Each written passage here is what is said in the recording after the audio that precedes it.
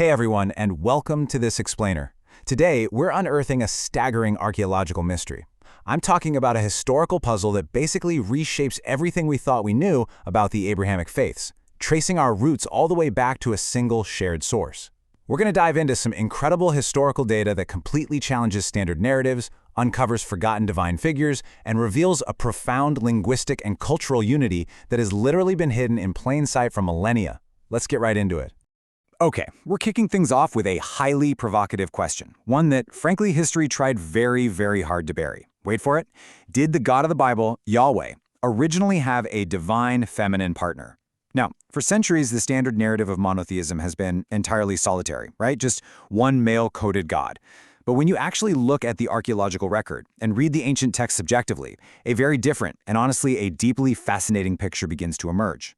Section 1. God's Forgotten Partner. Unearthing Asherah in the Desert Sands. So to answer that opening question, we have to sift through those ancient sands and look directly at the physical evidence surrounding a goddess who was slowly but surely written right out of the narrative. To understand her, we have to look back to the 13th century BCE Ugaritic texts. In these ancient records, a deity named Athirrat, or as we know her in Hebrew, Asherah, was universally recognized as the powerful consort of the chief god El. She was actually known as the mother of the gods, specifically the mother of 70 sons who were basically the guardian deities of the nations. In the ancient world, she was frequently worshipped and symbolized by a sacred tree or a stylized wooden pole. But here's the crazy part. Her story didn't just stay in Canaan. It heavily intertwined with early Israelite religion. Okay, check out this jaw-dropping archaeological discovery from a site called Kuntalit Adrud out in the Sinai Desert. It was excavated back in the 70s, and this late 9th century BCE site contained these large storage jars with inscriptions that explicitly pair the God of the Israelites with this forgotten goddess. The text clearly reads, "I bless you by Yahweh of Samaria and by his Asherah." And another one reads, "Yahweh of Taman and his Asherah." This isn't just some fringe internet theory. This is literally written in stone and ink, proving that early Israelites absolutely viewed them as a divine pair. And you know, this wasn't just an isolated incident out in the desert either. An 8th century BCE tomb inscription found at Khirbet el-Kalm, which is right in the heart of Judah between Lachish and Hebron, echoes this exact same blessing. It says, "Blessed be Uriyahu by Yahweh and his Asherah." This definitively links Yahweh with this goddess motif across totally different regions. Now, scholars debate whether the word Asherah here refers directly to the goddess herself or to her sacred wooden pole, but honestly, even if it's the pole, it is indisputably the symbol of the goddess being invoked right alongside Yahweh for protection. In fact, the Hebrew Bible itself actually mentions Asherah 40 times. The text openly confirms her sacred pole stood right inside Solomon's temple, literally the holiest site in Israelite religion, for a huge chunk of its history. It stayed right there until King Josiah initiated these massive religious reforms around 622 BCE. As 2 Kings 23:6 tells us, he took the Asherah pole from the temple and burned it in the Kidron Valley. The repeated biblical condemnations of her worship only make sense because the Israelites themselves were actively participating in it. The goddess wasn't a foreign anomaly. She was an integral partner who was systematically removed to consolidate theological power. Section 2. One root, many names. The linguistic tree of monotheism. So, think about this. If the biblical authors and later kings intentionally erased God's feminine partner to reshape the religion, what else about our foundational history has been forgotten or misunderstood? Well, when we turn to linguistics, it reveals a stunning truth about the core identities of the Abrahamic faiths.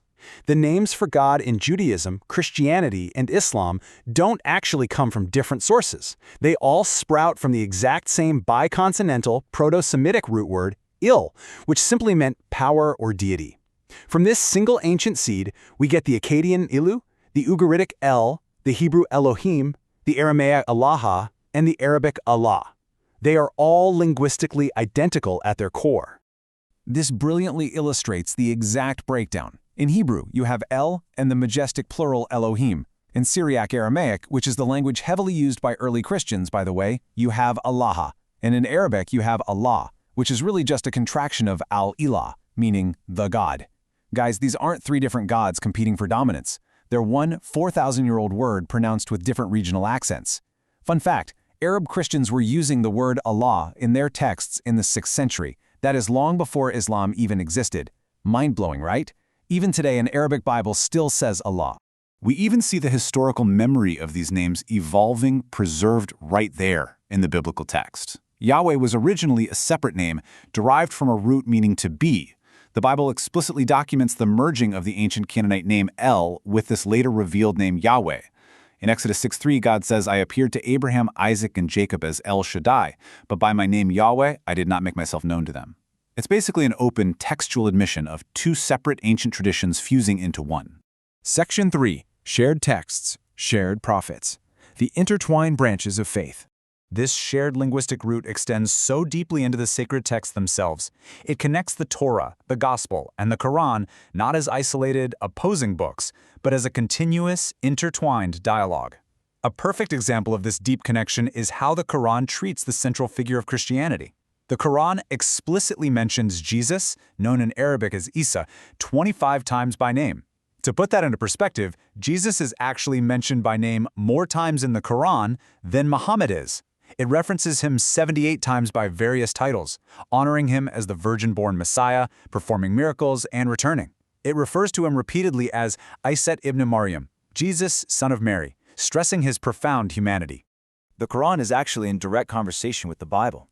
It explicitly names the Torah and the Gospel as prior guidance and light. There is even a classical Islamic method called Tafsir al-Quran bil-Kitab, which literally means interpreting the Quran through the Bible. They also share incredibly vivid geographical realities. For instance, the Quran references the ruins of Lot's people, what we know as Sodom and Gomorrah. Picture this: the ancient Meccan Quraysh merchant caravans riding past these very ruins on their established trade roads, seeing them at dawn and dusk. It is a deeply shared landscape of faith. And when we look objectively at the historical context of these texts and their prophets, like Muhammad, we have to look through the lens of their era, not ours. For example, regarding marriage age norms, which is obviously a huge topic debated today, we see a direct alignment with 7th century global standards. At that time, worldwide, puberty marked social adulthood. Medieval canon law set the minimum marriage age at 12 for girls and 14 for boys. English common law held that childhood officially ended at 12, a standard maintained by canon law until 1917. Roman law also used age 12. So, these historical details reflect standard global practices of antiquity, showing that these societies were operating under the exact same historical frameworks. Section 4. The Sociology of Division. Why we fight over labels. So the absolutely crucial point here is this. If we share the same linguistic root for God, the same intertwined texts, the same prophets, and the exact same historical frameworks, why on earth is there so much brutal conflict between these traditions? The answer really lies in sociology and anthropology. Social identity theory explains that religion supplies our human need for belonging and a predictable world. When groups compete, sacred names just become identity badges. Boundary marking turns the pronunciation of God's name into a strict shibboleth, a test of loyalty. Arguing Allah versus Elohim is just signaling group membership. It's not actual theology. Furthermore, leaders use power legitimation to enforce this. Just like King Josiah removing the Asherah pole to centralize his own political and religious power in Jerusalem, rulers historically define orthodoxy to enforce strict loyalty to their regime. It ends up pitting deeply related people against one another. You know, the ancient story of the Tower of Babel in Genesis 11 is the perfect metaphor for this exact phenomenon. In the story, a massive unified human building project completely collapses simply because the builders fail to realize they are actually speaking the same foundational language. The Hebrew word Balal means to confuse, playing on the Akkadian Bab Elim, which means gate of God. Arguing whether God prefers the name El, Elohim, Allah, or Allaha is literally Babel Babel. It's tragically ironic, isn't it? We are completely missing the massive shared building because we are so busy fighting over the labels painted on the bricks. Section 5. Reversing the Tower. Positive psyops and shared wholeness. But here is the incredible news. We can actively reverse this linguistic confusion through intentional narrative interventions. The source material calls these positive psyops, deliberate educational campaigns to reveal our shared wholeness.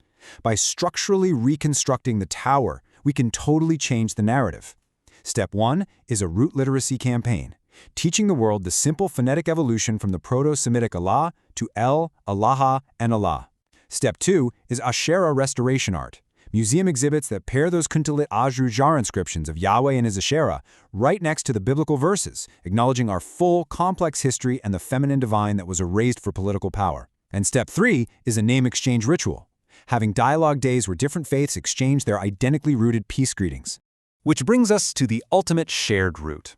Both the Hebrew greeting, Shalom Aleichem, and the Arabic greeting, Assalamu Alaikum, derive from the exact same triconsonantal Proto-Semitic root, shalom. This ancient word doesn't just mean a lack of conflict. It means wholeness, safety, and intactness. When a Jewish person says shalom and a Muslim person says salam, they are literally speaking the exact same ancient sentence, wishing the exact same divine wholeness upon one another. As the research so powerfully concludes, arguing whether God prefers El, Elohim, Allah, or Allah is babbling about pronunciation while pointing to the same referent. If the deity is the ultimate reality of the universe, that source is entirely indifferent to our regional phonetic labels. It is only concerned with our orientation toward that wholeness, toward shalom, toward salam. So I want to leave you with this final thought to ponder. Now that you've seen the forgotten goddess, the deeply intertwined scriptures, and the single linguistic root from which all of these traditions grew, will we just keep fighting over the pronunciation of our divine badges?